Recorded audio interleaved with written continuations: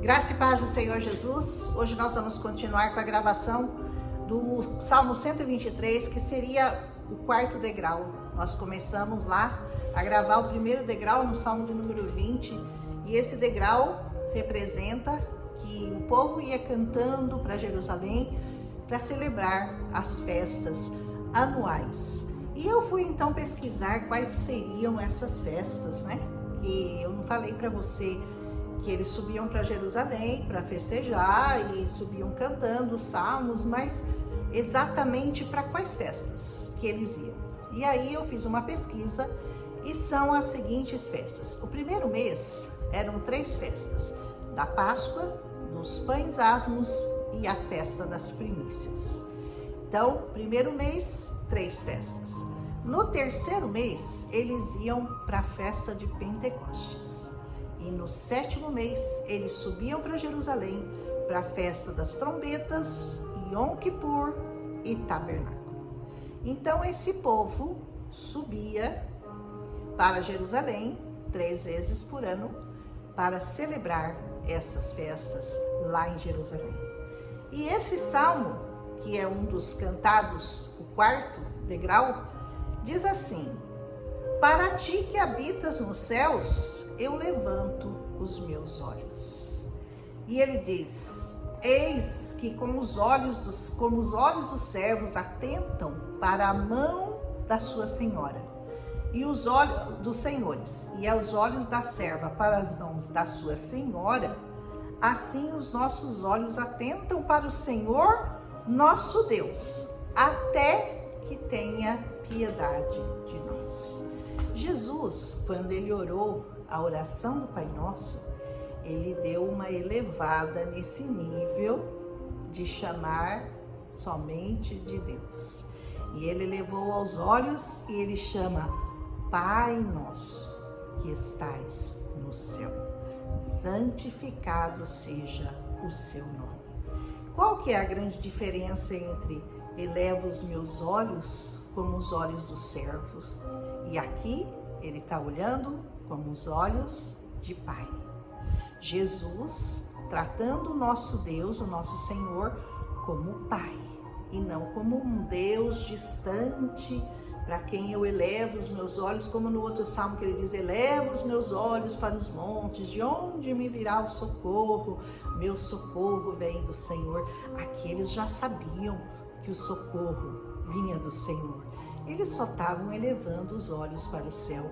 E essa comparação que ele faz: como os servos olham para as mãos do seu Senhor e as servas para as mãos da sua senhora. Eles também olhavam para o Senhor nosso Deus, até que ele tivesse piedade de nós. E aqui nós temos um ponto importante. Por que eles olhavam para as mãos do Senhor como servos? Porque os servos, eles não se atreviam a levantar os olhos para olhar no rosto dos seus senhores. Eles só olhavam para as mãos. E ali eles ficavam esperando receber as ordens do Senhor ou da Senhora, e também para receber uma recompensa. Então eles não se atreviam nunca a olhar nos olhos dos senhores e das senhoras deles. Eles olhavam para as mãos.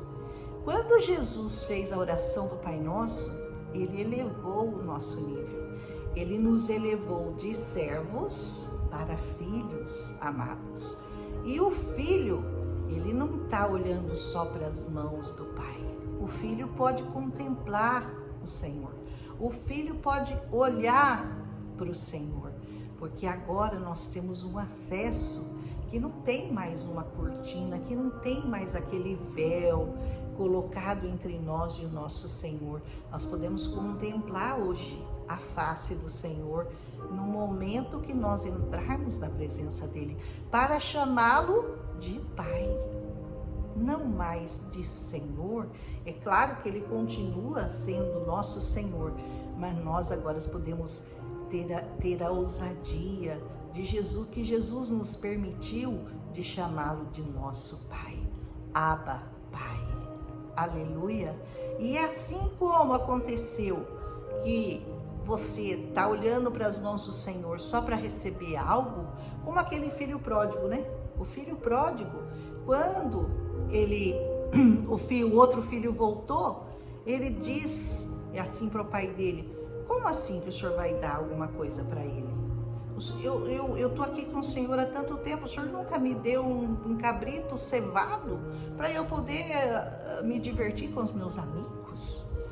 E o pai responde para ele: filho, tudo isso aqui é seu, tudo isso aqui te pertence, sempre te pertenceu. Você podia ter pego o que você quisesse, mas ele estava olhando só para as mãos do pai. Ele não estava olhando para os olhos, para a face, para as emoções daquele que o tratava como filho, mas que ele via como um Senhor. Você percebe a diferença?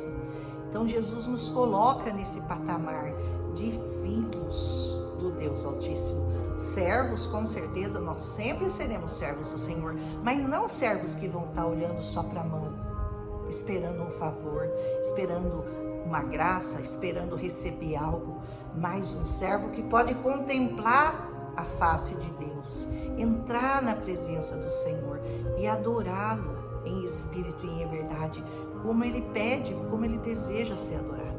Já o outro filho, aquele que abandonou o pai e que voltou humildemente, ele disse: eu não quero nem mais ser chamado de filho, eu quero ser um dos seus jornaleiros, eu quero ser servo só.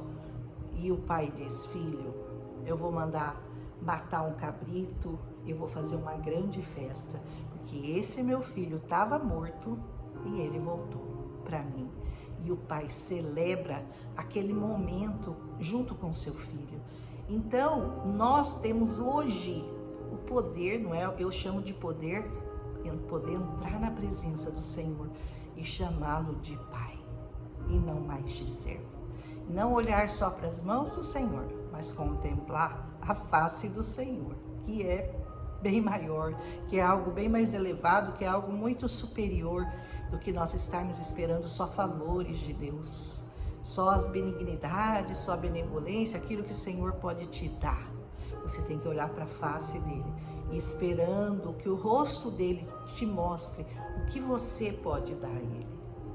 Qual é a oferta de amor que você vai dar para o seu Deus, para retribuir por tudo que ele te deu. Ele te deu a vida, ele te deu absolutamente tudo que você tem. Amém?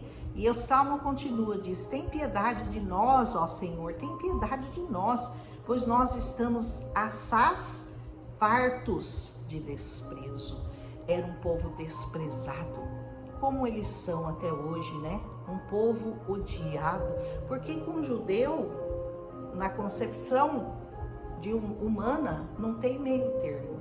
Ou você os ama, ou você os odeia. Como tentaram tantas vezes destruí-los, fazendo com que eles fossem submetidos à escravidão e considerados como se não fossem humanos. Porque o diabo, ele está de olho no povo a quem Deus fez promessas. Porque ele sabe que se ele destruir aquele povo, é como se ele estivesse dizendo para o Senhor: tá vendo? Aquele que o Senhor abençoou através de Abraão, Isaac e Jacó, eu destruí como se não fossem nada. Mas o Senhor vai fazendo milagres e milagres e milagres, e coisas incríveis acontecem com aquele povo de Israel, e eles ressuscitam, e eles renascem das cinzas, e eles começam novamente. Toda vez eles se tornam poderosos, afortunados, tecnologia de ponta. O que Hitler tentou fazer com os judeus? Tentou fazer com que eles parecessem animais, tentou desprezá-los no último, e era assim que eles se sentiam.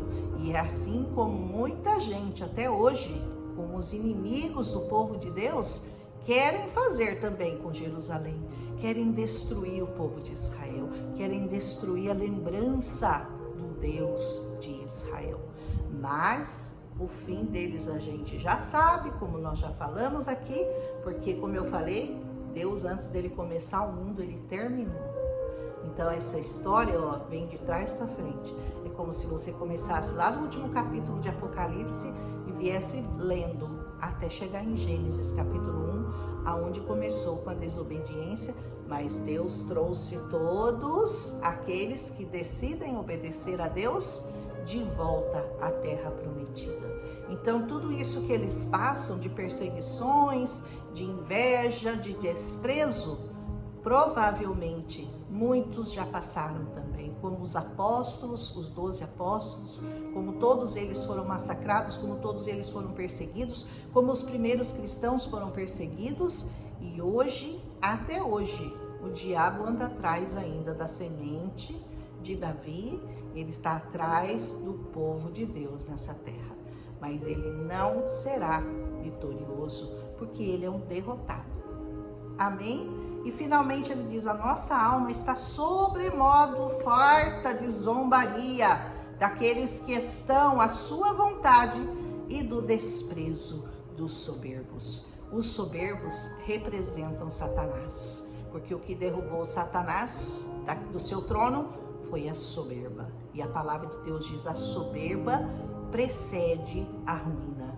Quais são os soberbos dessa terra? O que são os soberbos? Os soberbos são aqueles que não se submetem ao Senhor. São aqueles que querem ter vida independente de Deus. Deixa que eu resolvo. Deixa que eu vou cuidar da minha vida. Eu não tenho tempo não para servir ao Senhor. Eu não tenho tempo para ir à igreja. Eu não tenho tempo para louvar o Senhor. Eu não tenho dinheiro para dar na casa do Senhor. Eu não quero nada com o Senhor. Esses são os soberbos. Esses são os arrogantes. Esses são aqueles que desprezam a bênção do Deus de Abraão, do Deus de Isaac, do Deus de Jacó, do nosso Deus que veio da geração de Davi, o Senhor Jesus, o nosso Salvador e o nosso Senhor. Se você ainda não se dobrou a esse Deus, se você ainda não o reconheceu, se você ainda não foi à casa dele para louvá-lo nas festas, hoje, antigamente eram essas festas, né? Páscoa e tabernáculos, trombetas e Yom Kippur. Hoje o Senhor Jesus deixou uma única missão para nós, que nós estivéssemos ouvindo essa palavra, reunidos, formando o corpo de Cristo, como pedras vivas que nós somos na igreja de Cristo, e tomando Santa Ceia, pelo menos uma vez por mês, trazendo à memória, porque nada mais é do que isso, trazendo à memória tudo o que Deus fez por nós. E Ele não fez pouco. Então, se você não sai da sua casa para ir celebrá-lo, porque esse povo, eles vinham das 12 tribos, eles vinham de muito longe. Todos se reuniam em Jerusalém 3 vezes por ano para celebrar festas ao Senhor. Mas você acha que é muito para você ir de carro até a igreja para honrar o nome do Senhor. Você tem que tomar cuidado, porque o Senhor pode chamar você amanhã. Ele pode falar 12, e era o número da Roselena. E lá estou eu na presença do Senhor. Como você vai se apresentar? Com quantas almas você vai chegar na presença do Senhor? Quantos você vai pregar e que você vai dizer ao Senhor, Senhor, esse daqui eu preguei e ele se converteu. Porque você não converte ninguém. Você não tem esse poder de convencer ninguém. Mas o Espírito Santo de Deus, através das palavras, dessa palavra poderosa, pode convencer os corações. Então é isso que nós vamos continuar fazendo. Nós vamos continuar subindo os degraus para Jerusalém. E à medida que nós formos avançando, nós vamos carregando almas e almas e almas conosco. Celebre festas ao Senhor. Vá celebrar o nome dele, porque ele é digno de toda honra, de toda glória, de todo louvor, de toda adoração. Porque dele, por ele e para ele são todas as coisas. Amém? Se você gostou do Salmo 123, dá um like, escreve um amém, compartilha com as pessoas que você ama. Eu creio que você aprendeu algumas coisas hoje, que eu também aprendi, porque a gente vai pesquisar, né? A gente não sabe tudo, mas todos os dias, por isso a importância de você meditar nessa palavra todo dia você vai buscar aprender alguma coisa com o Senhor. Amém? Se você foi edificado, deixa um amém, compartilha com as pessoas que você ama e vamos seguindo o canal, né? Que agora tem mais de 1000 pessoas. É claro que nem todas ouvem, mas pelo menos estão inscritas. Aleluia, aleluia. Um abraço, até amanhã com Salmo 124, mais um degrau. Nós vamos subir amanhã, em nome de Jesus. Amém? Um abraço.